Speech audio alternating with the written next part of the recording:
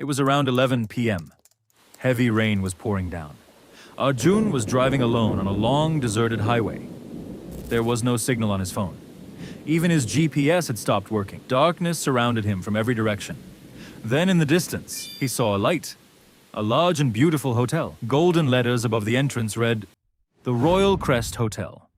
Arjun sighed with relief. At least I have somewhere to spend the night, he thought. The hotel looked completely new from the outside. Clean walls, shining glass windows, and warm lanterns glowing on both sides of the entrance. But something felt strange. For such a large hotel, there wasn't a single car in sight. No guests, no staff, just silence. Arjun slowly walked toward the entrance. As soon as he pushed open the revolving door, the smile vanished from his face. The inside looked completely different. The reception hall was in ruins, broken furniture, deep cracks running across the walls, cobwebs hanging from the ceiling, and dust floating through the air. As if the hotel had been abandoned for decades, Arjun immediately ran back outside.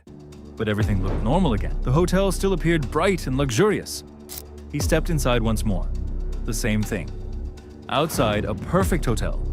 Inside, a forgotten ruin. His heart began to race. Suddenly, an old man appeared behind the reception desk. Arjun froze. A second ago, nobody had been there.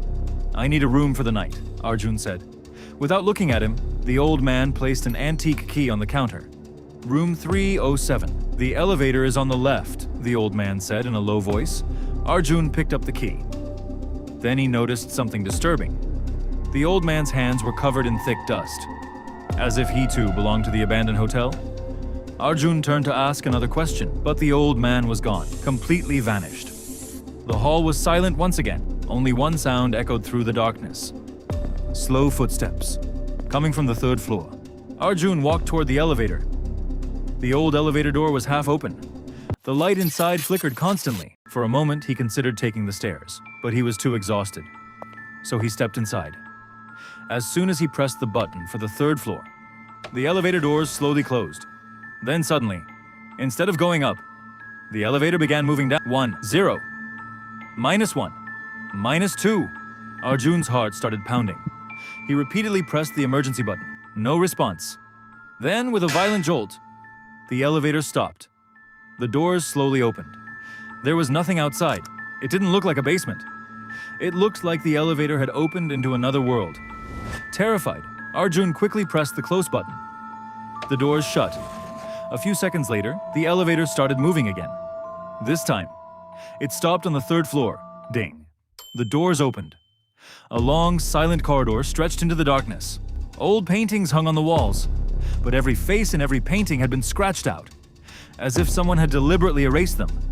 Arjun slowly searched for room 307, 301, 305, and then 307. Deep scratch marks covered the door, as if someone had desperately tried to escape from inside.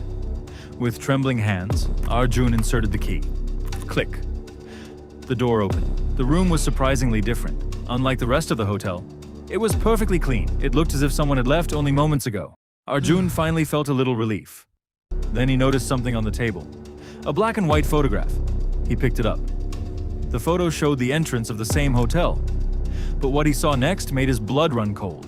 The man standing in the photograph looked exactly like him. The same face, the same clothes, the same travel bag. His hands began to shake. He turned the photograph over. On the back, a single sentence was written: "No one who enters room 307 ever returns home." At that exact moment, he heard the sound of dripping water. The sound was coming from the bathroom. Slowly, Arjun walked toward the door. It was slightly open. He pushed it wider and looked inside. No one was there. But something was written on the bathroom mirror, as if someone had traced the words with a finger. "Don't turn around." Arjun froze, because he was reading the message while facing the mirror, and the mirror reflected everything behind him. Then he noticed something. In the reflection, standing directly behind him, was a tall figure, watching him. Arjun froze. In the mirror, a tall figure stood behind him. Pale face, black eyes, an unnatural smile. He quickly turned around. No one was there. But in the mirror, the figure remained. Suddenly, the lights went out. When the lamp turned back on, a dusty guest register sat on the table. Arjun opened it. Every guest listed had stayed in the same room, room 307.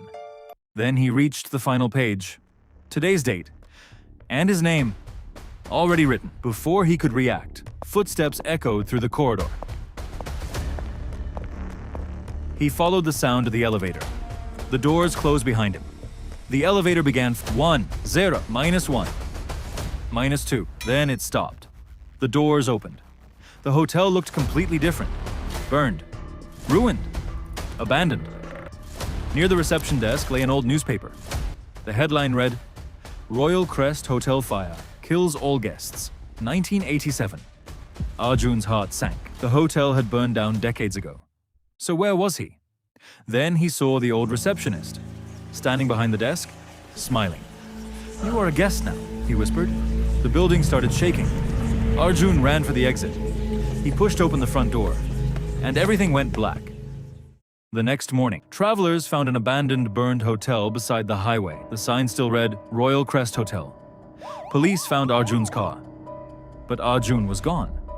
No trace of him remained, except for one thing. Inside room 307. A new name appeared in the guest register. Arjun, permanent guest.